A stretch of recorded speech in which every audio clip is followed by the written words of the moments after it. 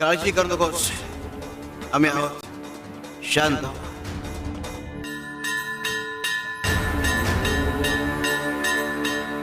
शिव शंकर शंभो.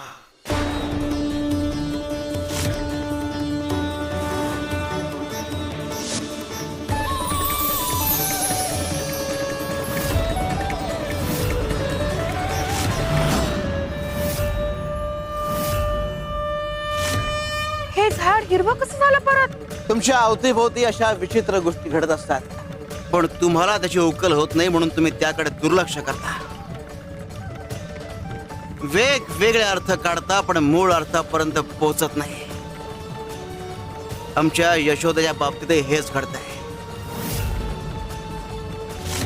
यशोदे, तुला मूळ अर्थापर्यंत पोहोचवण्याकरता योग्य व्यक्ती तुझ्यापर्यंत पोहोचेल याची काळजी आम्ही घेऊ.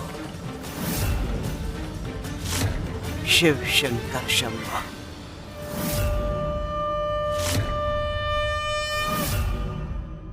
यमू, यमू बाळा, काय झालंय तुला? उठ ना बाळा. यमू उठ. यमू बाळा, काय होतंय तुला? डोळे उघड. यमू, तुला काही होणार नाही. बाळा उठ ना ग. यमू. सोमेश, हे घे. यमू,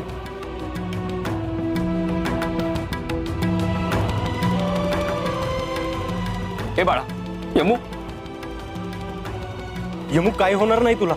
हे बाळा. यमू, यमू, डोळे बाळा उघड. उठ ना ग. स्वामी, काय झालंय माझ्या लेकराला? कुठली वाईट सावली डोक्यावर फिरलीये का? पण मला वाटतंय की तिच्यावर काहीतरी मानसिक परिणाम झाला. मानसिक परिणाम यमूवर?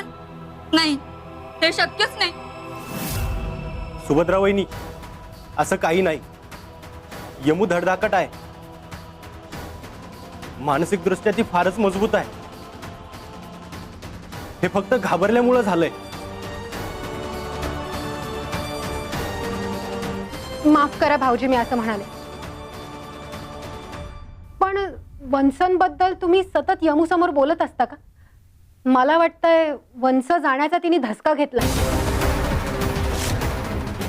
कदाचित यामुळेच सगळं झालं असेल. म्हणजे ही माझी शंका आहे. मला काहीच कळत नाही, पण ते कारण वाटत नाही. यमू ताईंच्या खोलीत आली म्हणजे त्यांच्या आत्म्याला अजून मुक्ती मिळाली नाहीये. यशोदा ताईच यमूच्या. कौशिकी, बस झालं. काहीही बोलू नकोस. तू घाबरवते सगळ्यांना.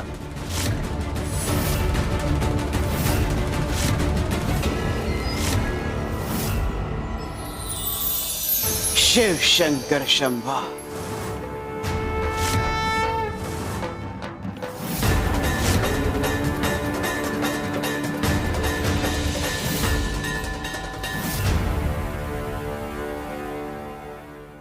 स्वामी, स्वामी तुम्ही? स्वामी, आमच्या मुलीबरोबर काहीतरी अनर्थ घडलाय. ती वेगळीच वागत होती, वेगळीच बोलत होती. आम्हाला काय करावं काही कळत नाहीये. कृपा करून हा सगळा प्रकार थांबवा. आम्हाला आमची मुलगी हवी आहे. स्वामी, आमच्या घराचा जीव आहे होती. तिला बरं करा. जे घडतंय ते तुम्ही आम्ही कोणी थांबवू शकत नाही. तुमच्या मुलीचा जन्म तुम्हाला सत्यापर्यंत पोहोचवण्याकरता झालाय. सत्य? कोणतं सत्य? आणि माझीच मुलगी माध्यम का? यमूची काळजी घ्या.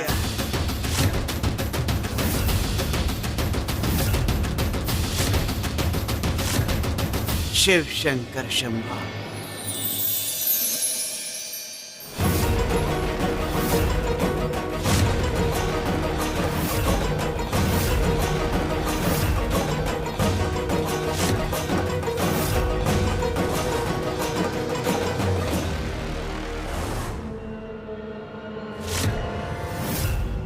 अहो, ऐकलत ना स्वामी काय म्हणाले ते? त्या यमूचा जन्म काहीतरी सत्य उलगडण्यासाठी झाला. स्वामींना नेमकं कुठल्या सत्याबद्दल सांगायचं असेल?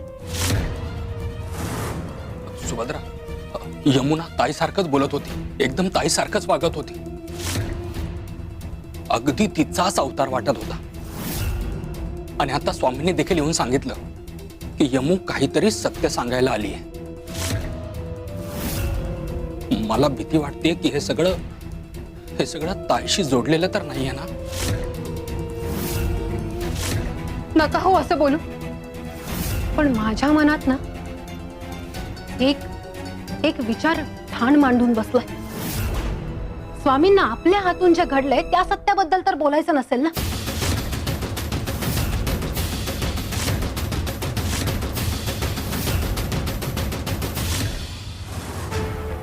दत्ताजी आणि सुभद्रा सावध व्हा. अरे सत्याची वाट कठीण असते पण योग्य ठिकाणी पोहोचवते. अरे तुम्ही जे पाहताय तो फक्त प्रारंभ आहे. योग्य वेळी योग्य गोष्टींचा उलगडा होईल. शिवशंकर शंभो.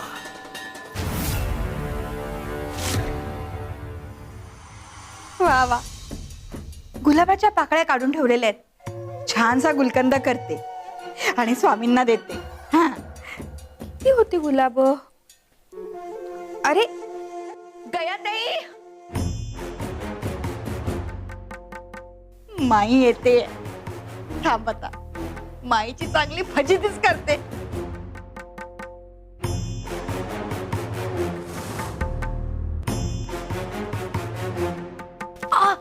आई गो,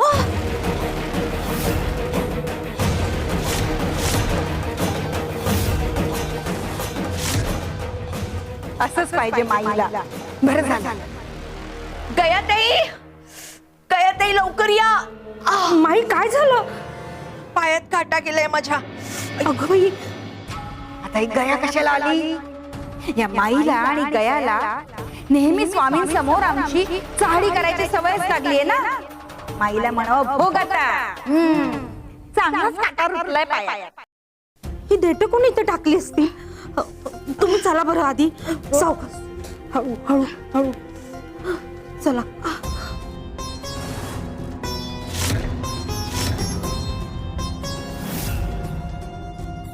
हळू. हा, बसा खाली. सावकाश. ऐक, फार दुखते का हो? माई अहो काय झालं?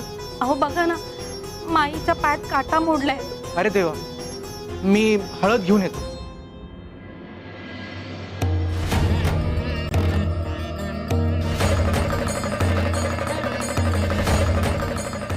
गे हे गे, तिच्या पायाला हळद लाव.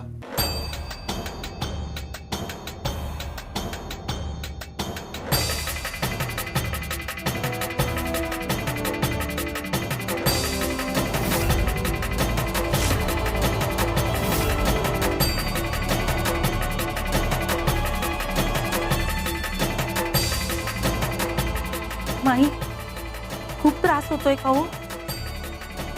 शिवशंकर शंभो.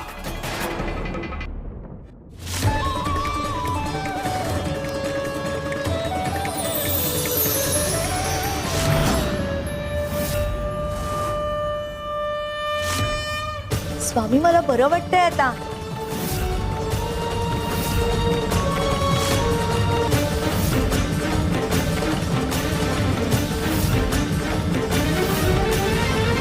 कपिलाताई, हे सगळं आहे ना तुमच्यामुळेच झालंय.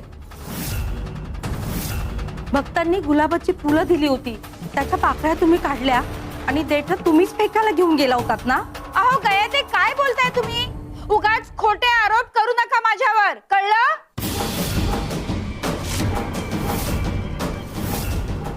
स्वामी, अहो ह्या खोटं बोलतायत.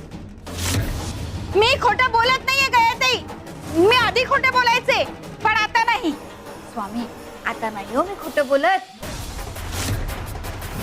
कपिलाताई, अहो काय बोलताय तुम्ही?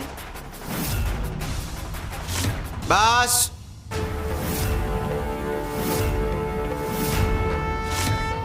कपिले, जा एक कापड घेऊन याच्या पायाला बांधायला. चल. मी घेऊन येऊ कपडा? हो तोच. जा. हो आणते.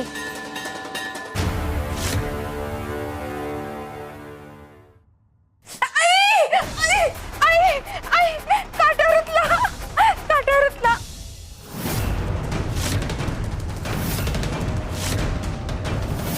अहो काय झालं कपिला ताई? बाळप्पा भाऊ, अहो काटा रुतला पायात. हा बघा ना.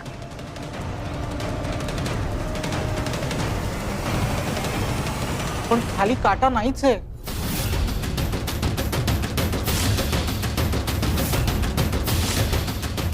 हे कसं शक्य आहे? खाली तर खरंच काटा नाहीये. मग काटा कसा रुतला आणि पायातून रक्त कसं आलं? जसं कर्म तसं फळ मिळतं ज्याला त्याला. आता तिच्या हातून जर चुकून काही घडलं असेल तर फळ नाही मिळणार, पण जाणून बुजून केला असेल तर नक्की मिळेल. जा आतून एक कापड घेऊन ये. चल.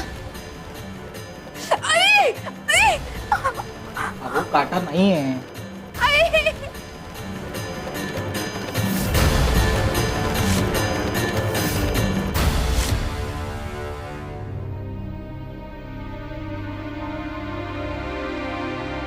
स्वामी स्वामी माझ्या मुलीला बरं वाटू द्या.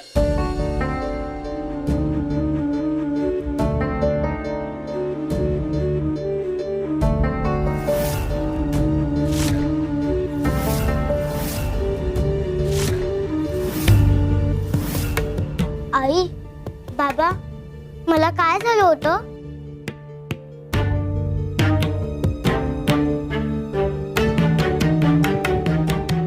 माझं डोकं इतकं जड का वाटतंय मला? तुला काहीच आठवत नाही? काही नाही बाळा, तुला थोडा त्रास झाला होता. आता बरं वाटतंय ना?